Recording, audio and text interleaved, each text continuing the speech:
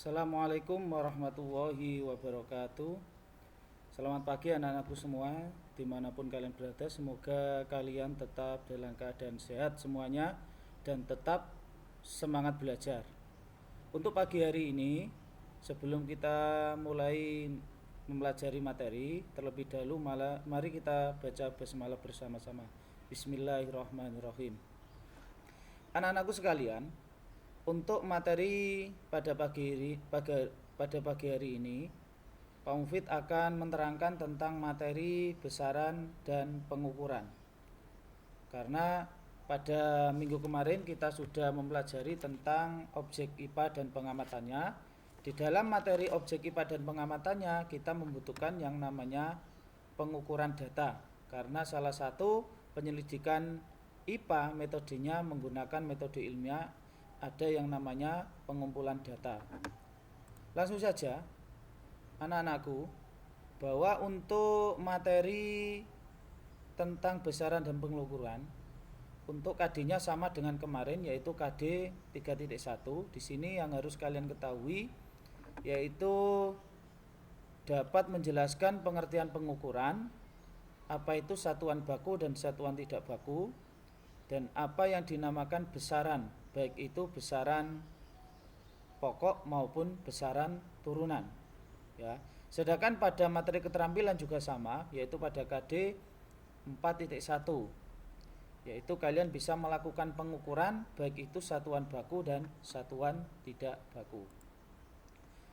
Dalam pembelajaran ini, untuk besaran dan pengukuran yang perlu kalian ketahui ada 3 macam, yaitu tujuan dari pembelajaran ini. Yang pertama, kalian dapat mendeskripsikan apa itu namanya besaran pokok dan besaran turunan. Yang kedua, dapat menjelaskan tentang ukuran. Dan yang ketiga, dapat menjelaskan apa itu satuan pengukuran dan alat ukur. Baik, kita mulai. Silakan kalian untuk melihat buku paket maupun di buku lembar kerja siswa pada materi pengukuran. Ya, yang pertama, apa itu yang dinamakan besaran? Besaran adalah sesuatu yang dapat diukur atau dihitung dan dinyatakan dengan angka dan satuan. Yang dimaksud sesuatu di sini adalah benda. Ya, perlu garis bawahi di sini adalah benda. Jadi apabila ada benda yang bisa diukur atau bisa dihitung dan ada yang dinyatakan dengan angka dan satuan, itu dinamakan besaran. Ini ya. Berikutnya, yang dinamakan satuan. Satuan adalah ukuran dari suatu besaran. Ya, contohnya adalah meter, sentimeter, kilometer itu. Terus, apa itu yang dinamakan besaran pokok? Karena besaran di sini dibagi menjadi 2 macam. Ada besaran pokok dan ada besaran turunan. Besaran pokok adalah besaran yang satuannya didefinisikan tersendiri, sedangkan besaran turunan adalah besaran yang satuannya diturunkan dari satuan besaran pokok. Jadi yang dinamakan besaran pokok itu adalah besaran yang satuannya sudah ditentukan oleh sistem internasional atau disingkat SI. Jadi besaran ini sudah tidak bisa dirubah-rubah karena sudah standar internasional. Seluruh dunia sudah menggunakannya ini, tidak bisa dirubah. Sedangkan besaran turunan ini besaran yang satuannya itu mengambil dari besaran pokok. Ya. Lanjut. Tadi sudah kalian ketahui apa itu yang dinamakan besaran dan pengukuran, terutama besaran pokok. Besaran pokok di sini ada ini ya. Ada 7 macam. Ada panjang, satuannya meter. Jadi kalau mengukur panjang satuannya meter. Massa kilogram. Waktu sekon. Suhu Kelvin. Kuat arus satuannya ampere. Intensitas cahaya satuannya kandela. Dan yang terakhir jumlah zat satuannya mol. Jadi besaran pokok ini sudah ditentukan oleh sistem internasional. Jadi sudah tidak bisa dirubah-rubah. Karena apa? Karena sudah ditetapkan seluruh dunia sudah menggunakan satuan besaran pokok ini, ya. Kalau mengukur panjang pasti satuannya meter. Kalau mengukur massa satuannya kilogram. Tuh. Yang kedua, contoh dari besaran turunan. Tadi besaran turunan adalah besaran yang satuannya diturunkan dari besaran pokok. Ini contohnya, yang pertama luas. Luas diturunkan dari besaran panjang dan lebar atau panjang kali lebar. Sedangkan volume ini diturunkan dari panjang kali lebar kali tinggi.